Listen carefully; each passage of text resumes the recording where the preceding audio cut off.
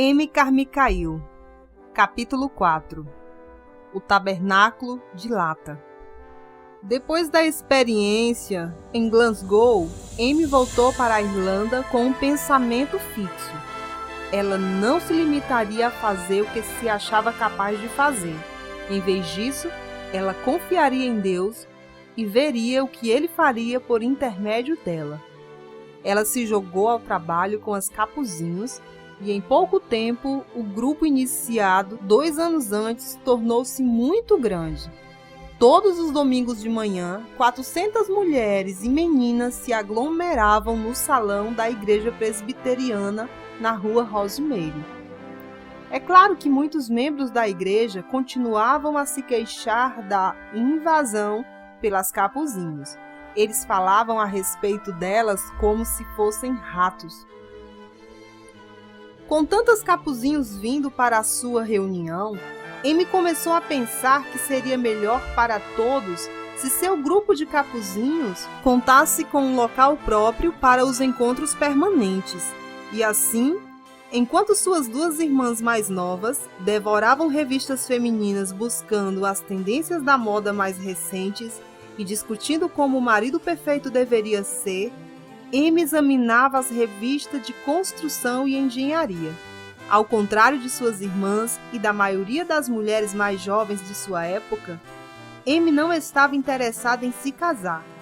Talvez ela soubesse que seria necessário um homem único que permitisse que ela fizesse o que ela sentia que Deus a chamara para fazer na vida.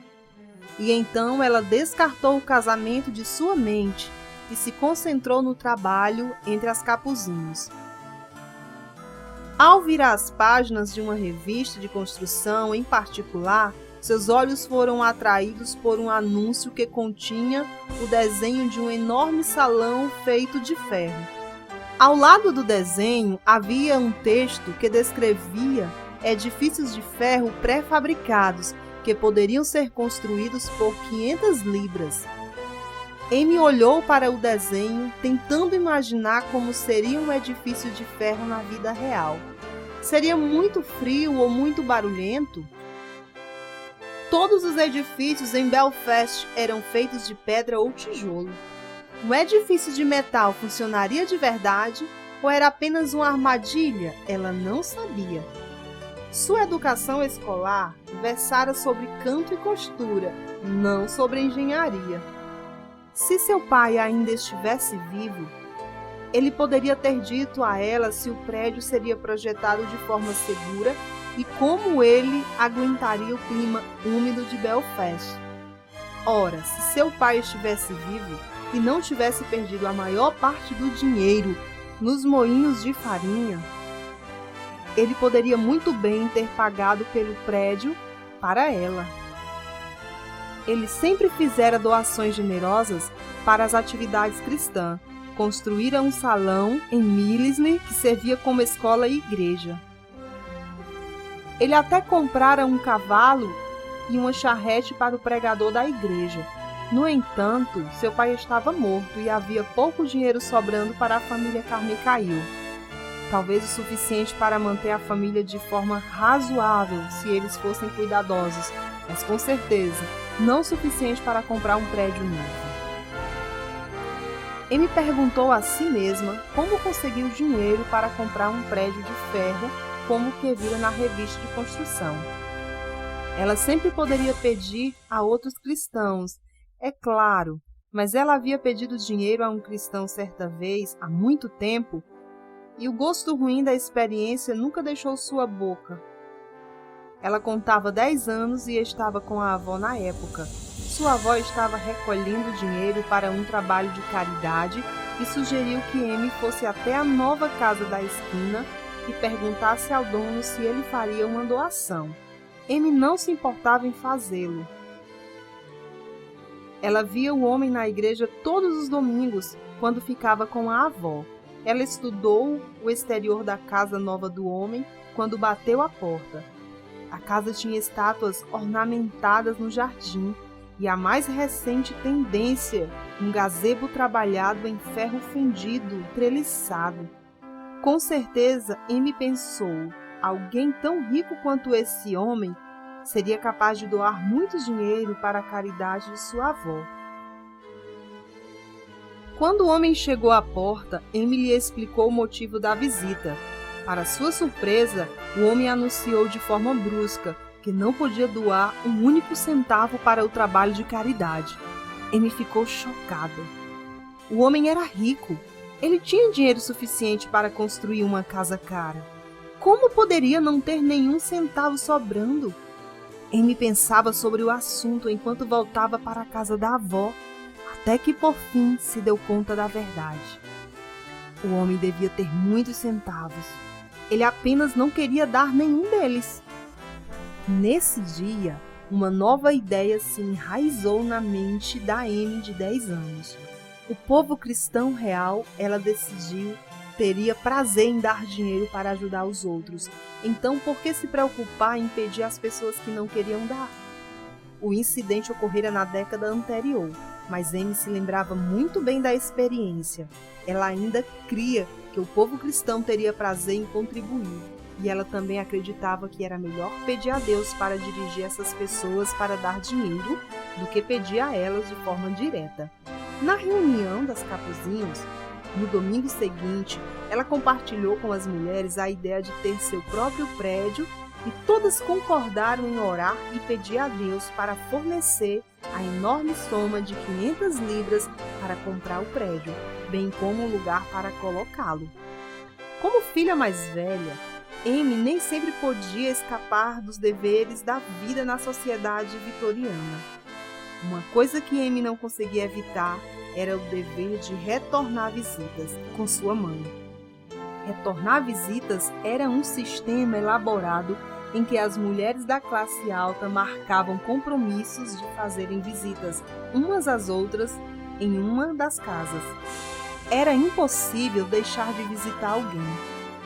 Em vez disso, cartões de visita deviam ser deixados e horas específicas para visitas eram marcadas. Amy odiava retornar visitas. Elas eram sempre iguais.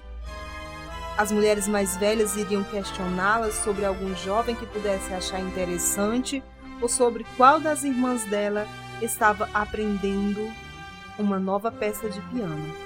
Então, a anfitriã diria a Amy sobre a última leitura de poesia da qual havia participado ou qual jovem tinha visitado certa jovem. A conversa era muito entediante e combinada com o hábito de ter que se sentar ereta em uma cadeira desconfortável enquanto equilibrava uma xícara de chá no colo por 1 hora ou mais, fazia com que Amy achasse as visitas completamente enfadonhas, além de um grande desperdício de tempo. Ainda assim, era seu dever acompanhar a mãe. E por mais cansativas que fossem as visitas, ela não se queixava. Às vezes, porém, uma anfitriã desavisada perguntava a Amy o que mais ela estava fazendo. Essa era a abertura que Amy precisava. Ela aproveitava a oportunidade e falava sobre seu trabalho com as Capuzinhos, a Missão Cidade de Belfast e a Associação Cristã de Moços, onde ela também servia como voluntária com grande entusiasmo. Não gostava de falar sobre si mesma, mas adorava falar sobre o que Deus realizava na vida das pessoas. Muitas vezes a anfitriã dirigia a conversa para temas mais respeitáveis. Mas de vez em quando, Amy encontrava alguém interessado no que estava fazendo. Uma mulher genuinamente interessada no trabalho de Amy era Kate, a filha de um rico empresário. Kate ouvia Amy com atenção e fazia perguntas inteligentes. Amy contou com alegria para Kate sobre o trabalho em que ela estava envolvida em torno da cidade. Ela deixou a casa da família de Kate como se tivesse feito uma nova amiga. Isso ocorrera de fato. Alguns dias depois chegou uma carta de Kate que continha algumas notícias surpreendentes. Kate queria pagar o preço total de um salão para as meninas Capuzinhos. Amy mal podia acreditar na notícia. Ela ficou muito animada, pois não havia pedido dinheiro a Kate. Assim sabia que Deus fizera com que Kate oferecesse o dinheiro. Amy mal podia esperar pela manhã de domingo para poder partilhar a notícia maravilhosa com as Capuzinhos. Em seguida, havia a questão de saber onde colocar o salão. Um prédio tão grande não caberia em qualquer lugar. Uma vez que a obra de caridade a levava por toda a cidade, Amy conhecia Belfast melhor que a maioria das pessoas. Enquanto pensava em onde colocar o salão, uma das propriedades que ela vira na rua Cambria veio à sua mente. A propriedade fazia parte de um grande pedaço de terra pertencente a um dos proprietários de moinho mais rico de Belfast. Amy fora visitá-lo e lhe contou sobre o salão e sobre como precisava de um pedaço de terra para construí-lo. Então ela perguntou o preço que ele aceitaria para a terra na rua Cambria. Ela quase riu alto quando ele disse o valor. Ela ouvira certo? O valor pedido pelo proprietário do moinho era cerca de 1/10 do valor real da terra. Na verdade, o preço era tão baixo que o dinheiro que Kate estava planejando pagar pelo prédio também cobria o custo da terra. Mais uma vez Deus havia provido e de novo Amy mal podia esperar até a manhã do domingo seguinte para contar as Capuzinhos. Logo um edifício de ferro com uma estrutura bem comum, com espaço para 500 pessoas sentadas, tomou forma na propriedade da rua Cambria. No Natal estava terminado e no dia 2 de janeiro de 1889 foi inaugurado oficialmente pelo Dr. Park. Amy não se sentou junto ao púlpito na inauguração, preferindo sentar-se na plateia com as Capuzinhos. Como de costume, ela não queria os holofotes sobre si, mas sobre o que Deus havia feito. Muitas pessoas vieram à abertura apenas para ver como o edifício de ferro era por dentro. Embora o edifício tivesse sido oficialmente chamado Boas-Vindas, a maioria dos visitantes o chamava Tabernáculo de Lata. Na verdade, Amy não se importava como as pessoas o chamavam. O principal era que as Capuzinhos tivessem um lugar que pudesse chamar de seu. Ali era o lugar onde as Capuzinhos podiam ouvir mensagens do Evangelho, se encontrar com outras mulheres cristãs, encorajar-se mutuamente e aprender coisas novas. E elas se reuniam muito. A programação semanal postada à porta de Boas-Vindas era a seguinte: domingo, 16h30, escola bíblica. Domingo, 17h30, reunião do grupo Raio de Sol. Segunda-feira, às 13h20, reunião da hora do almoço. Segunda-feira, às 19h30, prática de canto. Terça-feira, 19h30, escola noturna. Quarta-feira, 13h20, reunião da hora do almoço. Quarta-feira, 19h30, encontro de meninas. Quinta-feira, às 16h, encontro de mães. Quinta-feira, às 19h30, clube da costura. Sexta-feira, às 13h20, reunião da hora do almoço. Primeira quarta-feira do mês, reunião do Evangelho. Todas são bem-vindas. Se encontrar o dinheiro para construir o tabernáculo de lata tinha sido um desafio para Amy, encontrar pessoas para administrar o local provou ser um desafio muito maior. Amy não era uma pessoa que acreditava que qualquer ajuda era melhor que nenhuma ajuda. Algumas pessoas se ofereceram para ajudá-la porque sentiam pena das Capuzinhas. Essas não serviam. Outras ofereciam ajuda porque sentiam a necessidade pessoal de fazer um pouco de caridade. Essas também não serviam. Amy mandou embora mais ajudantes do que aceitou. Ela permitia apenas ajudantes que servissem as Capuzinhos por conta da dedicação a Deus. Nada menos era bom o suficiente para Amy, que sabia bem que quando as decisões difíceis tinham que ser feitas, ela precisaria de pessoas piedosas à sua volta e não de pessoas boazinhas. Enquanto o trabalho nos Boas-Vindas começava a prosperar, as coisas na casa da família Carmichael não iam indo bem em sentido financeiro. Antes de morrer, o senhor Carmichael havia investido a maior parte do dinheiro restante para que a família pudesse viver de juros.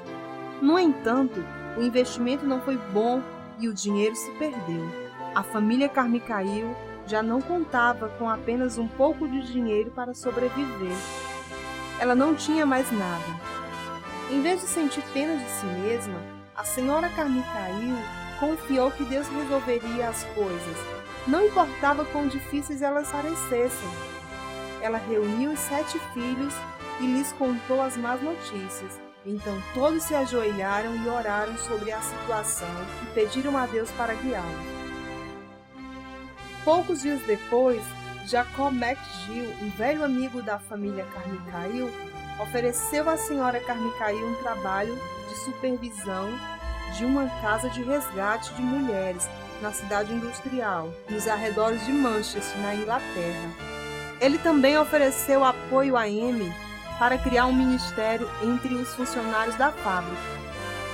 Depois de orar durante muito tempo, Amy sentiu que deveria ir com a mãe para a Inglaterra, com sua irmã Ethel, Norma e Ernest. Decidiram emigrar para a América do Norte, enquanto Eva, Walter e Alfred ficaram na Irlanda, com parentes. Mais tarde, Walter e Alfred também emigraram, um para a África do Sul e o outro para o Canadá. Com a mudança para a Inglaterra, Amy precisou deixar as Capuzinhas e o Boas-Vindas, onde ela havia empregado muita energia e amor. Felizmente, Kate se sentiu tão inspirada pelo trabalho de Amy que assumiu o lugar dela como diretora do centro. Ainda assim, era muito difícil para Amy dizer adeus. No entanto, em seu coração ela sabia que o trabalho nunca lhe pertencera. Ele era de Deus e sempre pertenceria a ele. Amy ficou na popa do barco a vapor que transportava sua mãe, sua irmã e a si mesma para a Inglaterra e tentava guardar tudo na memória, enquanto as colinas verdes da Irlanda desapareciam de vista. Ela não sabia, mas era a última vez que ela veria a terra natal. O navio continuou através do lago Strangford e abriu caminho do mar da Irlanda até Liverpool, na Inglaterra. À medida que o borrifo do mar batia em seu rosto, Amy, ainda de pé na popa do navio, orava que Deus abrisse novas oportunidades para ela trabalhar entre os funcionários na fábrica